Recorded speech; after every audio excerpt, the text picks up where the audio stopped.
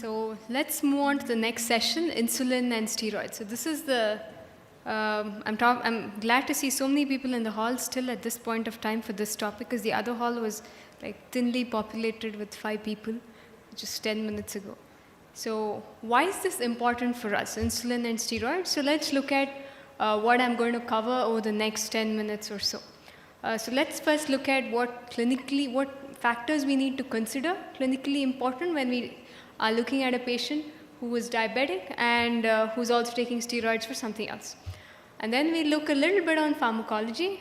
We look at the different types of steroids, how long different steroids work, because then that helps us manage diabetes better. Then we'll move on to the actual topic itself, which is how do you give insulin for these patients and what insulin do you use? So the first thing is steroids. Though I know whenever we use the term steroids, we all have that bulb coming up in our head that, okay, this is bad, this patient is abusing. Well, in some cases that might be still a practice and it might be true. But in many cases, steroids are beneficial medications required and which need to be prescribed by the physician. So it could be used for something like an anaphylactic attack or for acute severe asthma exacerbation, or someone might be having some immunosuppressive disorder and they need to be on long-term steroids. So what are the different things that we actually consider? So the first thing is we look at, okay, is this patient going to be needing steroids for just a few days in the hospital stay and then we're going to taper it off within a week and then that's it? Or is this a condition where we're prescribing steroids and they need to be on it for a couple of weeks or a couple of months or maybe longer, so depending on the condition.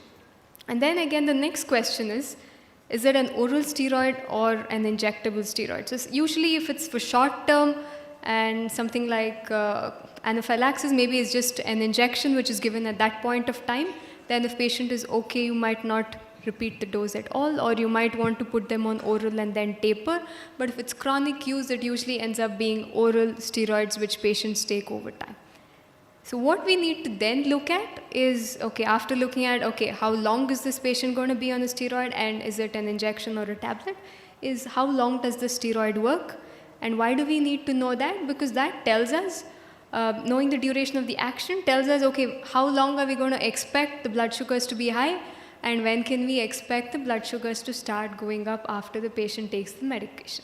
So that's important. So for example, if a patient's sugars are going to go up after 5 hours, we can adjust the dose of the anti-diabetic agents to make sure it coincides with that peak.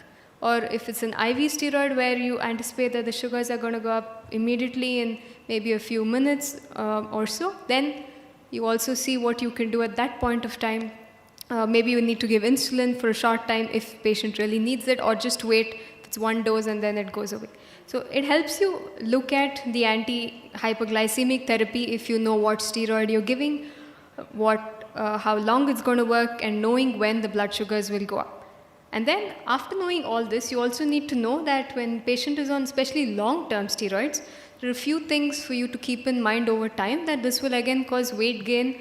It'll also worsen the glycemic control, cause hyperglycemia.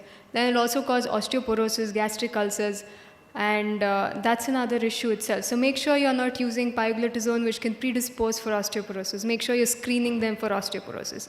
Make sure they're not having GI ulcer symptoms, or you put them on a proton pump inhibitor and you take sufficient precautions. So let's look at a little bit of the different types of steroids and how long they actually work. So overall, you could broadly classify steroids into short-acting, intermediate-acting, and long-acting. So if it's a short-acting oral, intermediate-acting oral steroid like prednisolone or methylprednisolone, the sugars start going up 4 to 8 hours after taking the oral steroid. If it's an IV injection like hydrocortisone, then the sugars can go up much earlier, within maybe a few minutes to an hour or 2 hours also. So usually what is done for chronic steroid use, it's a single dose of steroid which is given once in the morning, and then the sugars start going up by mid-noon or by noon or so, and then it starts to stay high after lunch and towards the evenings. And it starts to come down later on at night and early morning.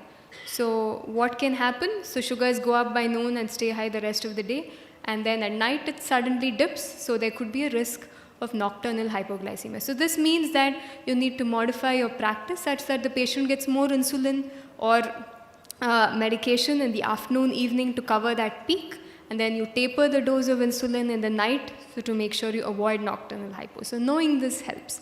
However, if a patient is on a long-acting steroid like dexamethasone or betamethasone, then it could work for a long time, up to 36 to 72 hours, and if they're on multiple doses, there could be hyperglycemia throughout the day also.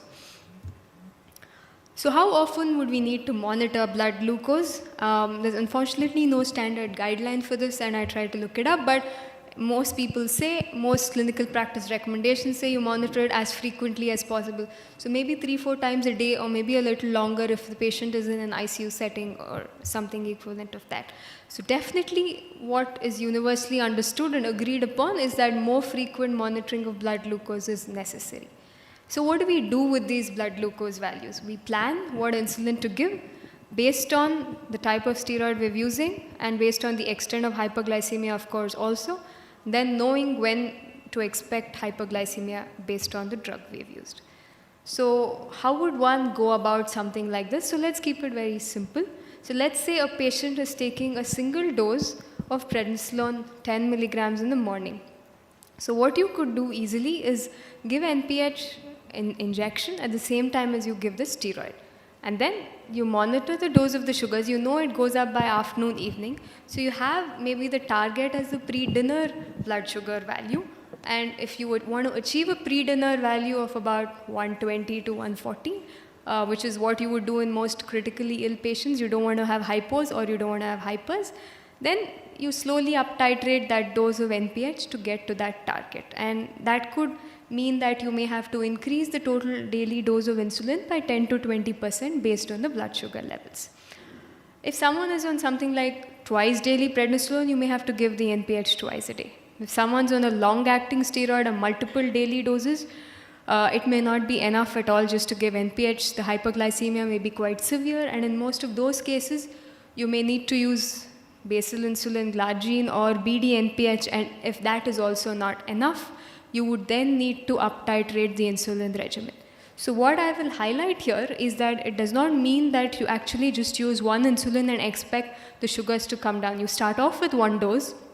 If that's not happening, or if a patient is directly on high dose of steroids, you could directly start them on insulin 2 or 3 or 4 times a day based on the condition.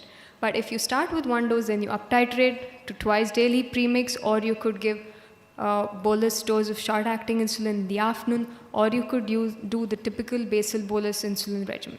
And this is assuming a patient is actually not on insulin and you're starting insulin and up titrating it based on the blood glucose values. But if someone's already on insulin, stick to that regimen and then up titrate that. So if someone's already taking premix twice a day and you need to give them steroids, it's unlikely that that will be sufficient. So you may try to up titrate it, or you may directly want to switch to you may want to give a bolus in the afternoon, so that could cover the peak in the afternoons and evening, or you may just want to switch to basal bolus. So the insulin dose required goes up tremendously when a patient is given steroids. And this dose may be 2 to 4 times higher than the previous total daily dose. So keep that in mind and slowly up titrate the insulin levels. So what do you do then? So you then need to start thinking about how long this patient is going to be on steroids based on the clinical condition, and then you need to start tapering your diabetic medications as well. So if someone's on an IV steroid, the glucose levels drop about 24 hours, within 24 hours of discontinuing this. But if it's oral steroids where it's being weaned off over weeks, because you know that taking long-term steroids suppresses the hypothalamo-pituitary axis. You don't want adrenal failure, so you may want to taper it off over a few weeks to a few months. And because of this, patients may have hyperglycemia for a longer time. So then you start tapering the dose of the steroid on a weekly basis. For example, if it's prednisolone, you could start reducing it by 5 milligrams every week. And at the same time, start reducing the total daily dose of insulin, maybe by 20-25%, but this number could vary based on each patient. So some patients may require slightly more insulin, some may require slightly lesser insulin, so that would have to be individualized based on the patient.